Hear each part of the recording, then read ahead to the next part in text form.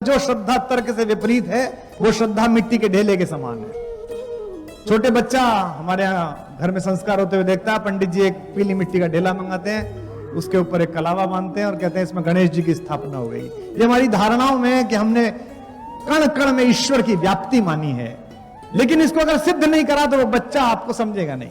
जैसे कल मैंने थ्योरी ऑफ इवोल्यूशन बताई थी डार्विन की, कि जो यूरोप सिखा रहा है 200 साल पहले, वो हम कब से सिखा रहे हैं।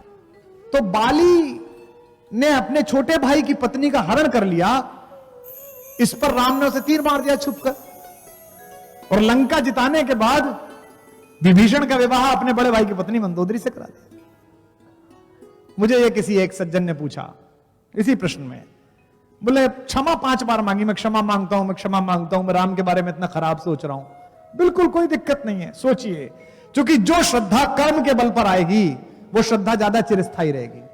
राम ने तो प्रकृति पैदा की है, तो राम सबके दुख से इसलिए सहजता से मिल पाते हैं। प्रश्न वही खड़ा है कि बाली को तो मार दिया, विभीषण की शादी क्यों कर दी। इसे कहते हैं संस्कृतियों का सम्मान करना। भारत की संस्कृति में, आदिवासी संस्कृति में, यह जायज नहीं कि आप अपने बड़े भाई की, छोटे भाई की पत्नी के साथ अत्याचार कर लें। इसलिए कि बाली को मारते समय बाली को कहा भी कि अनुज वधु भगिनी सुतनारी 69 कन्या समेचारी, इसलिए मारा तुझे मैंने। लेकिन जिस संस्कृति में वहां वो गए थे, वहां ये जायज था, वहां आराम से संभव होता था। विपरीत संस्कृति को आदर देने वाला ही राम का सच्चा अनुयायी बन सकता है। मैं एक दिन अपने घर में चर्चा कर रहा था, तो मैंने कहा कि भरत मिलने के लिए गए तो बहुत सारा सामान लेके गए। उन्हें पता था कि भैया जहां जाएंगे वहां महफिल लगा लेंगे। हमारे स्टाफ में एक बालक है जो टीम में बच्चे काम कर रहे हैं, वो मछली खाता है, तो मछली उनके सामान्य है, मछली खाता है वो। तो मैं बात कर रहा था, उसने वही सवाल पकड़ लिया, एकदम पकड़ लिया। मैं पढ़ रहा था कि भरत पहुंचे तो वर्णन करा तुलसी ने कि मीन पीन पाठीन पुराना भरी भरी भार का हारिन लाना। तो उसने मुझसे कहा 1 सेकंड सर, इसमें जो मीन है वो क्या है। मैंने कहा वही जो तू समझ रहा है वही। तो बोला राम के लिए भरत मीन लाए, मछली लाए। मैंने कहा नहीं, मछली राम के लिए नहीं लाए, उनको पता है कि जहां रह रहे हैं वहां लोग मछली भी खाते होंगे। तो ये जो संस्कृतियों को साथ लेने की कल्चर है, ये जो एक साथ लेने की कल्चर है, ये राम ने सिखाई है। मेरी और आपकी जिम्मेदारी है इस हॉल में बैठे हुए लोगों की, हम सबको आदर दे। कितने अवतार हुए, कितने पैगंबर आए, तू ना आया तेरे पैगाम बराबर आए। ईश्वर हर बार उतरा और हमने हर बार उसे मंदिर में कैद कर दिया। अपने बच्चों से आप बोलिए कि तुम्हारी उम्र में मैं ये करता था, तो कहेंगे दैट वाज अनदर टाइम, वो अलग समय था। हम संघर्ष से बचना चाहते हैं। मेरे पिता का संघर्ष मुझसे भारी था। मेरे पिता 11 किलोमीटर चल के पढ़ने जाते थे, मैं बस पकड़ के गया, मेरी बेटी कार में जाती है। और हमारे बच्चों के संघर्ष की स्थिति यह हो गई है कि अगर बस जो लेने आती है स्कूल की, अगर वो 200 मीटर दूर है, तो वो शाम को कई बार कहते हैं कि लाइफ में बड़ा स्ट्रगल है। कहते हैं ना, अगर स्ट्रगल जानना है कि स्ट्रगल किसे कहते हैं, और उसके लिए आपके अंदर की एक कंटिन्यूटी अगर आपको चाहिए, अगर आपको यूरेनियम चाहिए, तो आप राम से सीखिए। 15 वर्ष की आयु में चले गए थे राम विश्वामित्र के साथ। उन 16 वर्ष पर मांग लिया था वाल्मीकि रामायण में। उन 16 वर्षों में रामो राजीव लोचना विश्वामित्र लेकर गए, और उन्होंने कहा कि यदि धर्म में लाभ चाहते हो, दशरथ से कहा यदि ते धर्म लाभम च यशस्य परमम भुवि, अगर चाहते हो कि यश और आपका जीवन पूरे बागे चलता रहे, तो मुझे राम दे दो, बस रामे में दातुर्मर्हसि, राम दे दीजिए। तो उसी ने वर्णन किया, दोनों को लेकर चले। विश्वामित्र महानिधि पाई, श्याम गौर सुंदर 2 भाई दोनों चले। 10 दिनों की साधना में विश्वामित्र ने राम को सारे अस्त्र दिए, दंड चक्र दिया, धर्म चक्र दिया, काल चक्र दिया, बला और अतिबला विद्याएं दी। लक्ष्मण को अतिबला विद्या दी जिसमें आंख खोलकर नींद आ सकती है, अर्जुन के पास भी थी, इसलिए अर्जुन का नाम गुड़ाकेश है। अर्जुन के 12 नाम हैं।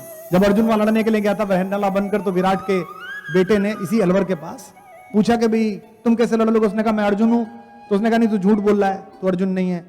उसने कहा ये हमारे हथियार टंगे हुए हैं। बोले हथियार तो कोई भी उतार सकता है। तो उसने कहा कि 12 नाम तेरे कौन से हैं बता। तो अर्जुन ने अपने 12 नाम बताए कि मेरा नाम भारत है, किरीटी है, सव्यसाची है, कौंतेय है, परंतप है, गुड़ाकेश है। 12 के 12 नामों के बारे में बताया। निद्रा पर विजय पाने वाला। तो लक्ष्मण को अतिबला विद्या दी।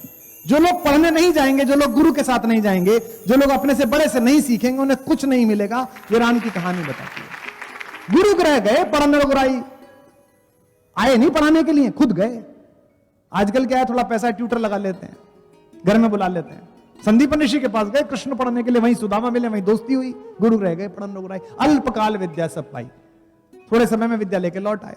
तो अति बला विद्या दी, जिसमें आंख खोल कर आप बैठ सकते हैं। इसलिए याद होगा, आप सबने पढ़ा होगा, कल मैंने मैथिली शरण गुप्त की बात की थी, उनका जन्मदिन था, कि जब दोनों सोते थे सीता और राम कुटिया में, तो पूरी रात लक्ष्मण पहरा देते थे। जाग रहा है कौन धनुर्धर, जबकि भुवन भर सोता है, भोगी कुसुमा युद्ध योगी सा बना दृष्टिगत होता है। इस कुटीर में क्या धन है? कवि पूछता है कि जिसकी रक्षा में रत इसका तन है, मन है, जीवन है, ऐसा क्या इसके अंदर है? तो गुप्त जी जवाब देते हैं, मृत्युलोक मालिन्य मेटने, इस लंका का नाश करने, इस उपभोक्तावाद की लंका को नष्ट करने के लिए मृत्युलोक मालिन्य मेटने स्वामी संग जो आई है, 3 लोक की लक्ष्मी ने यह कुटिया आज अपनाई है। विजन वेश है, विजन शेष है, निशाचरी माया ठहरी, और वीर वंश की लाज यही है, फिर क्यों वीर न हो प्रहरी। भरत से पूछा कि लगान कैसे ले रहा है, टैक्स कैसे ले रहा है? भरत ने कहा कि भैया जैसे हम लोग लेते थे, एक इक्ष्वाकु वंश जैसे लेता है, सूर्यवंशी जैसे लेते हैं। तो राम ने कहा कि सूर्यवंशियों की तरह ही टैक्स लेना, जैसे सूरज टैक्स लेता है, हम सूर्यवंशी हैं। तो उसने कहा सूर्य कैसे टैक्स लेता है?